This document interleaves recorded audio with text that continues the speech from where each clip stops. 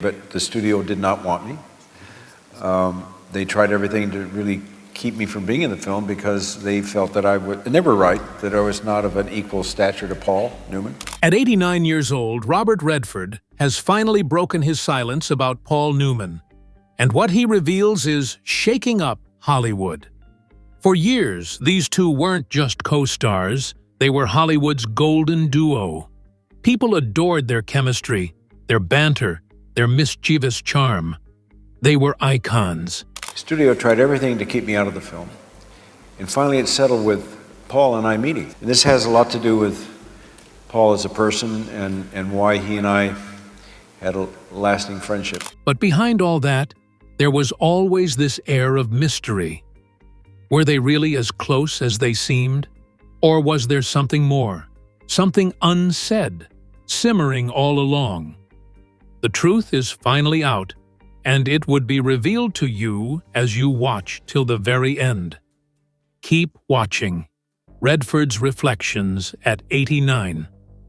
As the years moved along and life slowly revealed its layers, Robert Redford began to look back, with the kind of clarity that only comes when age and memory join forces.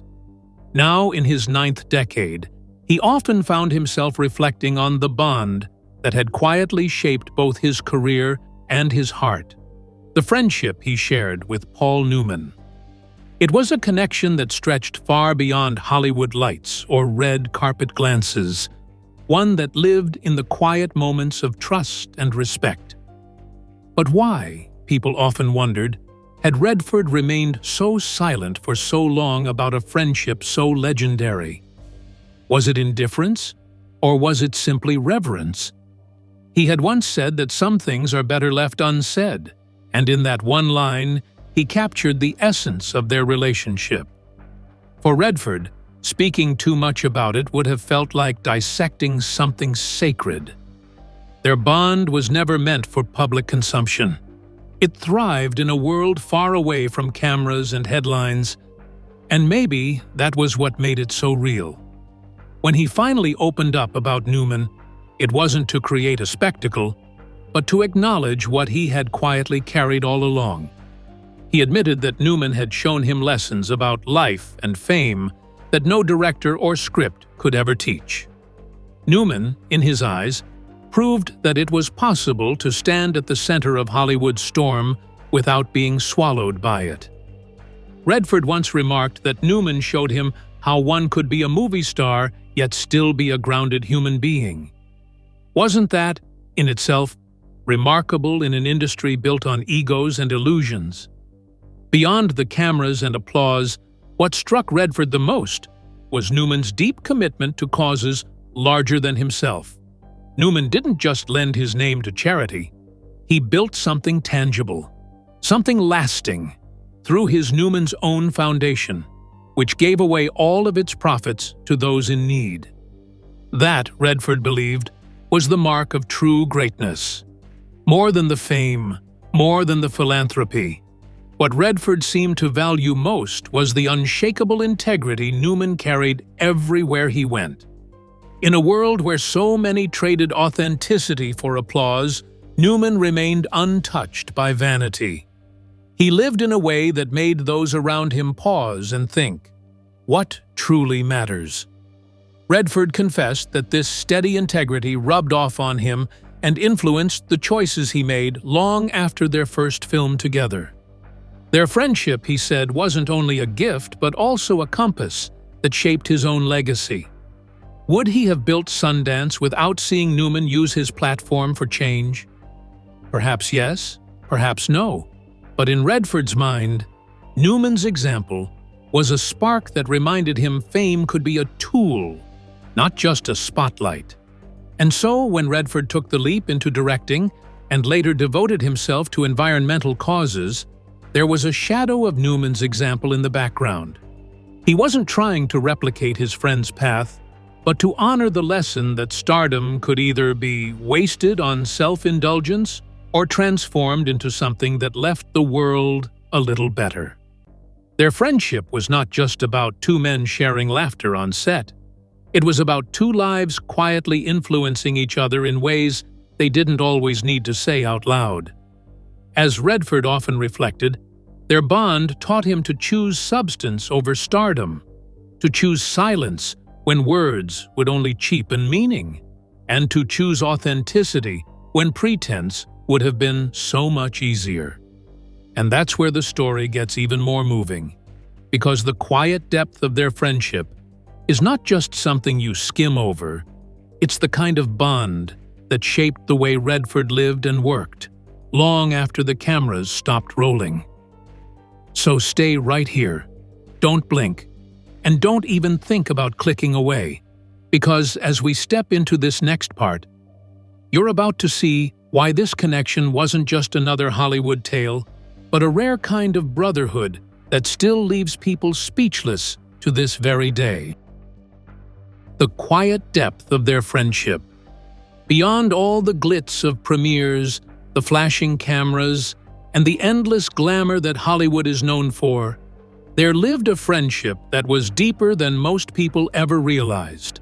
Robert Redford and Paul Newman were often celebrated as an iconic duo on screen, but what truly mattered was the bond they built away from the lights, a connection that felt genuine, simple, and unshakable. People often wondered, what was it that made their friendship so special? Was it just the magic of two talented actors who clicked in front of the camera? Or was it something more? Something that had nothing to do with Hollywood at all? Redford himself once hinted that it wasn't about words, and perhaps that was the secret. Sometimes the strongest friendships don't need constant explanations or dramatic displays. They simply exist in quiet strength. For years, the two men lived just a mile apart in Connecticut, and this closeness gave them a chance to see each other not as movie stars, but as neighbors, fathers, and friends. Their children grew up together, their spouses grew close, and in those moments, the distance between fame and normal life seemed to vanish. They shared dinners, laughs, and family gatherings without the intrusion of headlines or press coverage. Unlike so many friendships in Hollywood, theirs didn't need a spotlight to prove it was real. Isn't it refreshing to know that even in a world obsessed with image, two people could find comfort in ordinary moments? Redford later explained that theirs was a bond that didn't require many words, and those who understand real friendship would probably agree it was enough just to be present. Over the decades, their connection only deepened. They supported each other not just in moments of joy, but also in times of difficulty. Whether it was financial help, encouragement during personal struggles, or simply showing up at each other's important life events, they never hesitated. Their loyalty wasn't limited to personal matters either. Both men shared similar values when it came to politics, social issues, and philanthropy. They believed in using their influence to make a difference, and this common ground strengthened their respect for one another. In Hollywood, where egos often clash and loyalty is rare, their steadfast support stood out. Can one imagine how comforting it must have been for both of them to know they always had someone to rely on? Someone who truly understood the challenges that came with fame? When Newman passed away in 2008, Redford's silence spoke louder than any tribute could. He chose not to immediately speak publicly, not out of coldness, but out of respect for a loss that felt too deep for words. Later, when he finally opened up, he admitted that some feelings are so heavy that they simply cannot be expressed.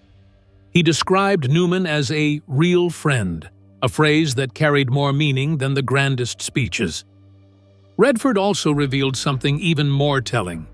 Over time, what truly bound them together were not films, not awards, but shared values, how they both saw the world and what they considered important.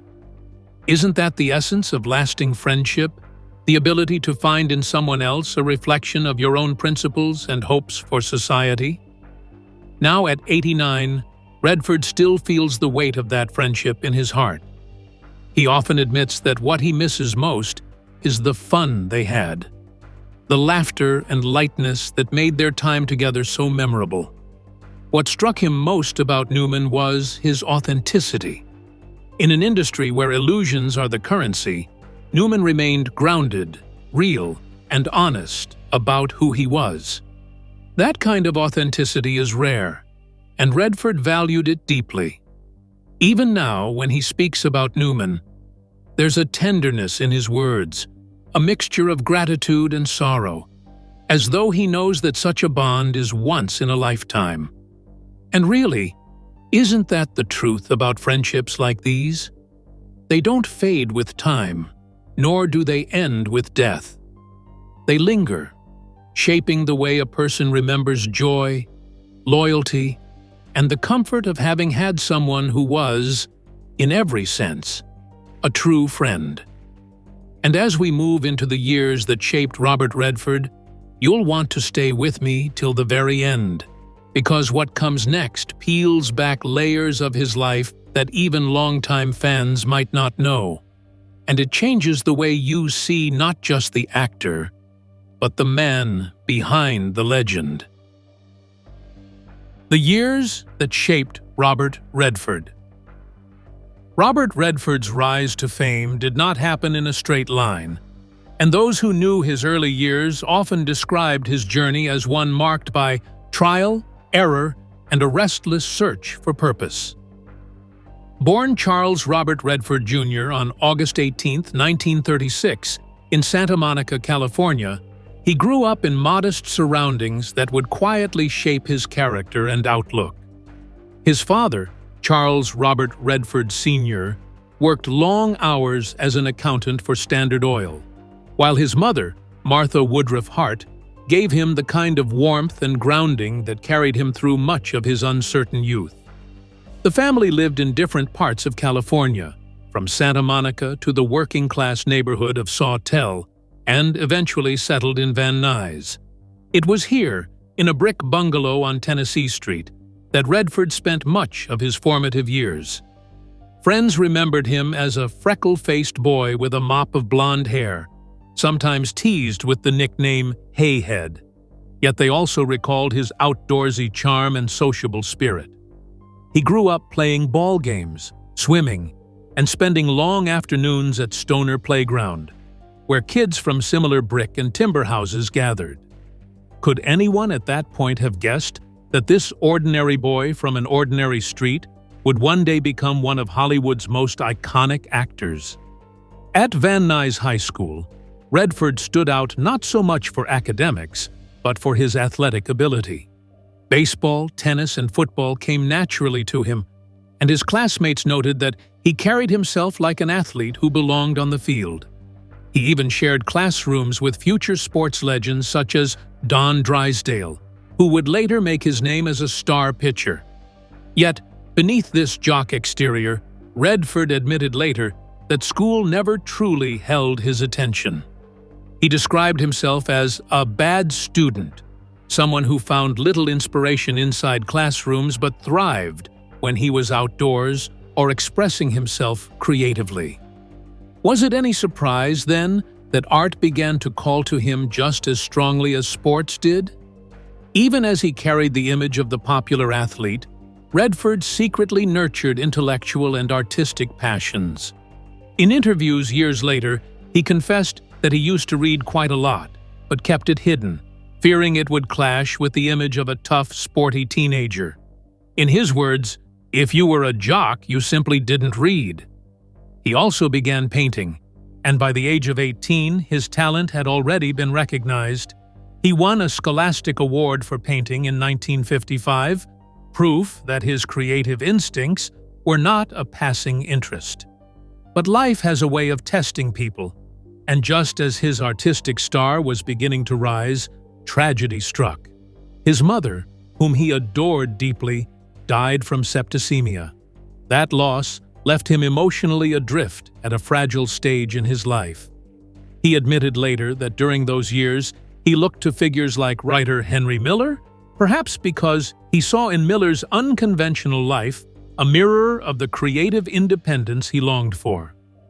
After high school, Redford's path became even more uncertain.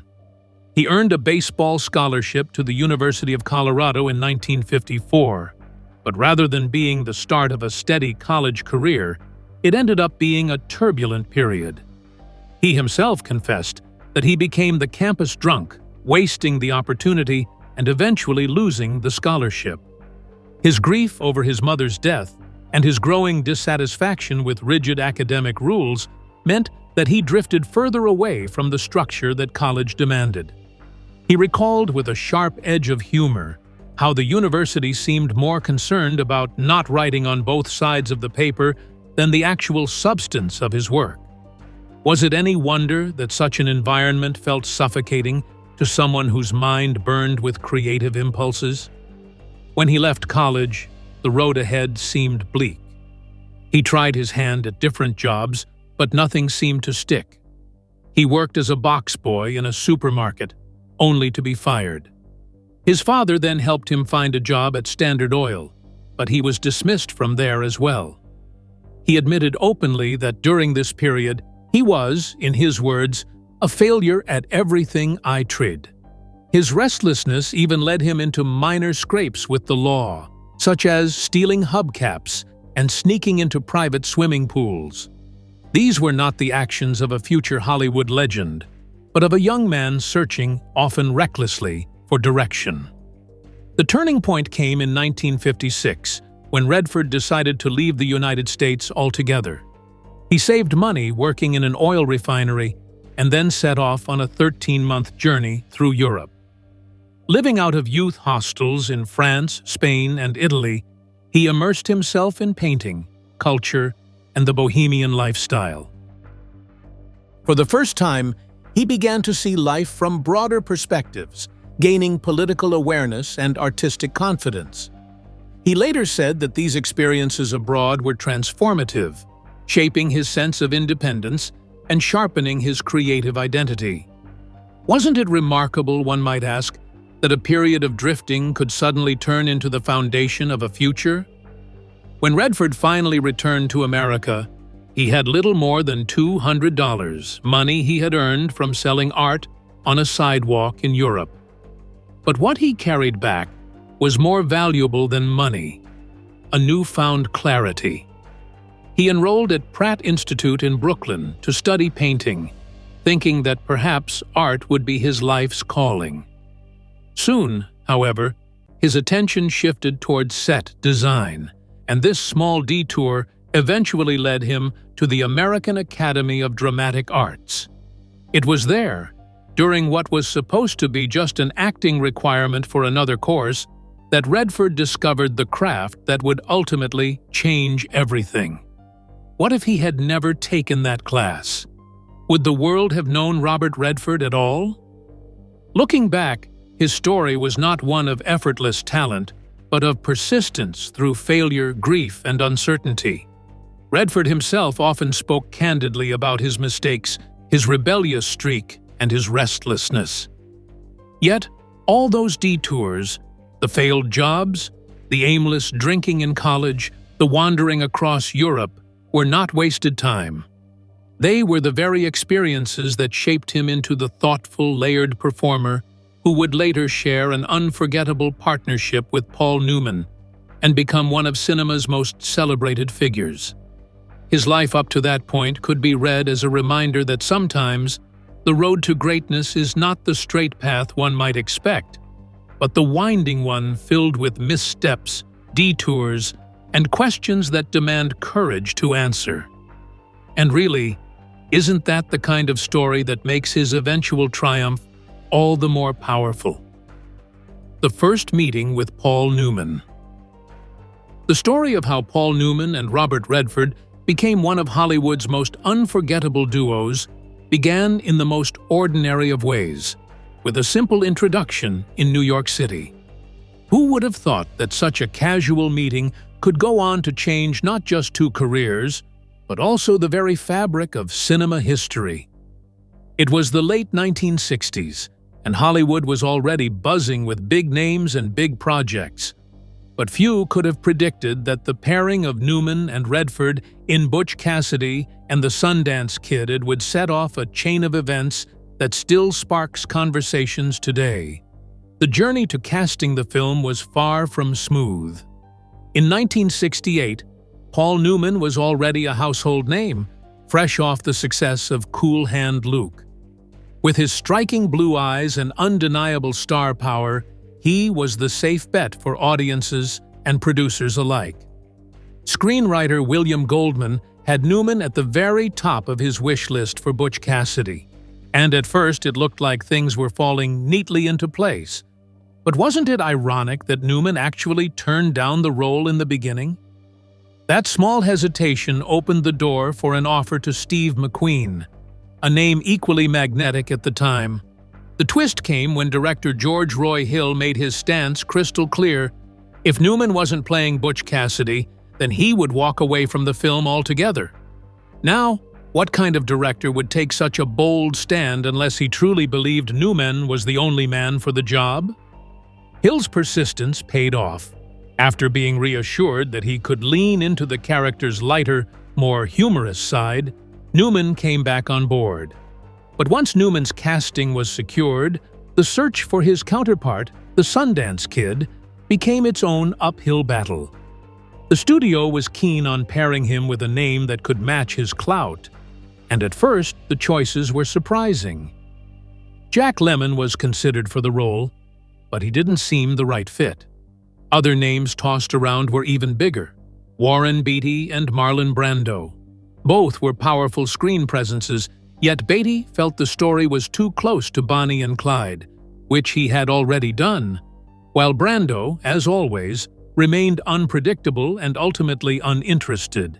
This left a gaping hole in the casting process. Who could possibly hold their own beside Newman and still bring something fresh to the film? This was where Robert Redford entered the picture. At the time, Redford was far from the icon people know today. He had only a handful of minor film roles and a scattering of TV appearances to his name. The studio executives weren't convinced he had what it took, and frankly, their hesitation wasn't entirely surprising. Why would they risk pairing a rising but relatively unknown actor with someone of Newman's stature? But fate, as it so often does in Hollywood, had other plans. George Roy Hill introduced Newman and Redford in 1968, and from the very first meeting, something just clicked. Redford would later recall that they just hit it off immediately. Despite the 11-year age gap between them, they connected over their shared love for theater and live television, and from that mutual respect grew a natural ease that neither could have forced if they had tried. Isn't it fascinating how some people just seem to recognize a piece of themselves in another person right from the start? What happened next was the kind of behind-the-scenes loyalty that actors rarely speak about, but never forget. Redford openly admitted that his career at the time was still unproven. His own agents thought he was right for the role, but the executives at 20th Century Fox were far from convinced. George Roy Hill was under pressure to look at other actors, yet Paul Newman wasn't having it. Newman, already at the top of his game, went to bat for Redford in a way that stunned many around him. After their meeting, Newman told the producers in no uncertain terms, "Okay, I'll do it with Redford." And when the studio still resisted, he raised the stakes even higher. He made it clear that he would not do the film at all unless Redford was cast as Sundance. Can anyone imagine the weight those words carried? A star of Newman's caliber threatening to walk away was not something Fox executives could simply brush off. Eventually, Richard Zanuck, one of the studio's key producers, gave in, and history was quietly set in motion. Years later, Redford would look back on this turning point in his career with a kind of quiet gratitude. He spoke about how much he owed to Newman's unwavering support, even going so far as to say that much of his career was built on that very act of generosity. Was it friendship at first sight, or was it just instinct on Newman's part? Either way, the outcome was undeniable. The chemistry between them translated effortlessly on screen, creating a partnership that audiences adored and critics praised. What they built in Butch Cassidy and the Sundance Kid wasn't just a movie. It was a moment in cinema that redefined what it meant to be a dynamic duo. And so, what began as a simple introduction in New York turned into one of the greatest collaborations in Hollywood. Looking back, one can't help but wonder, what if Newman had walked away? What if Redford had never been given the chance? Would film history look the same? Perhaps not. But, as fate would have it, Paul Newman's belief in Robert Redford gave the world a pairing that continues to shine decades later, reminding everyone that sometimes the best stories don't just happen on screen, they begin long before the cameras even start rolling. So if you think you've already heard it all, sit tight and don't even think of looking away, because the deeper you go into their journey, the clearer it becomes that sometimes the most timeless stories don't just play out in front of the camera. They're written in the bond that exists long before the director ever yells action, a bond forged on and off screen. Their story was not just about two actors who happened to work together on a few films, but about how something much deeper can emerge when professional respect meets genuine friendship.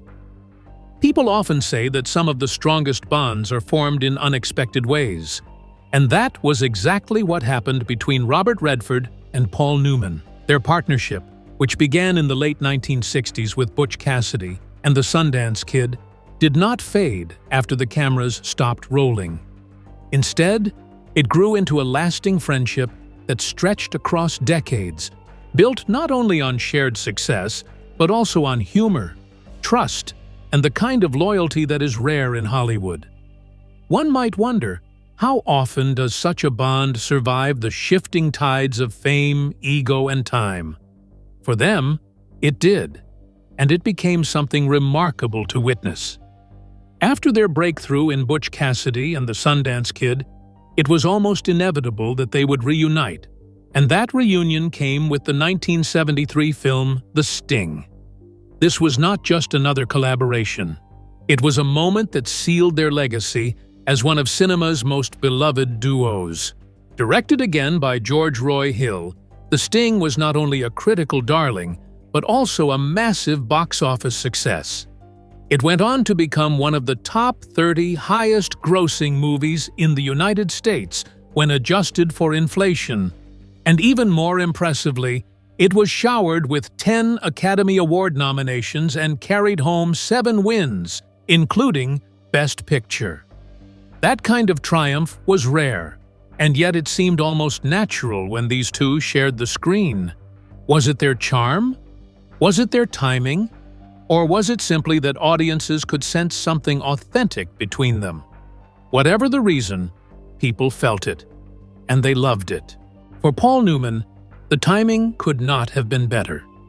His career had been in a rough patch, with 5 films before The Sting underperforming at the box office.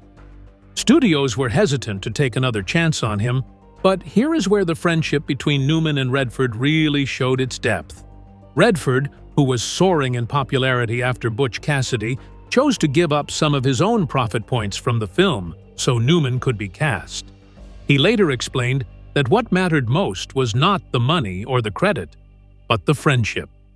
And doesn't that say so much? In an industry where ego often trumps loyalty, Redford made a choice that spoke louder than any scripted line.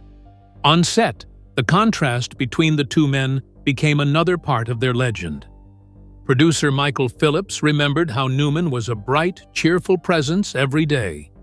He showed up on time, brought popcorn, made jokes, and even laughed at his own mistakes.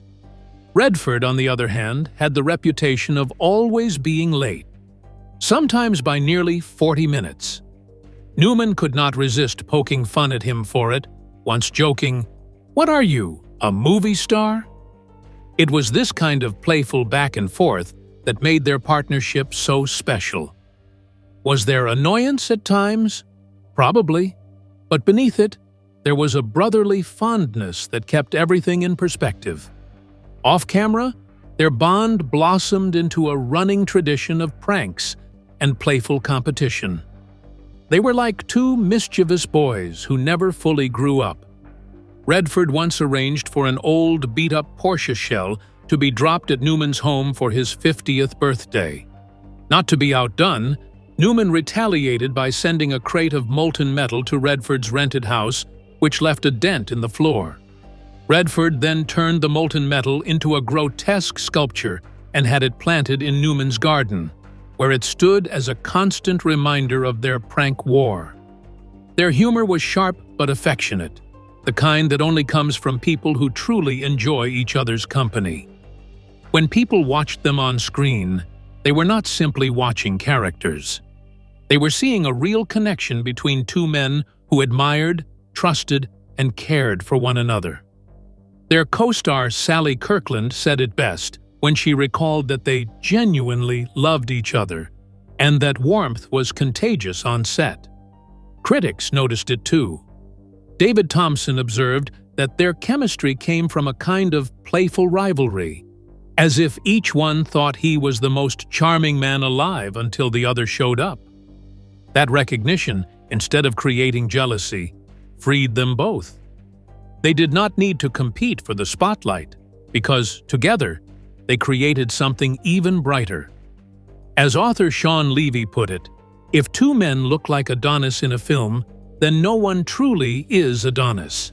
What shines instead is the playful energy between them. With this, we have come to the end of this video. Thanks for watching. If you enjoyed this video, do well to like, comment, and subscribe for more content. To enjoy more thrilling stories, click now on the following video that pops up on your screen.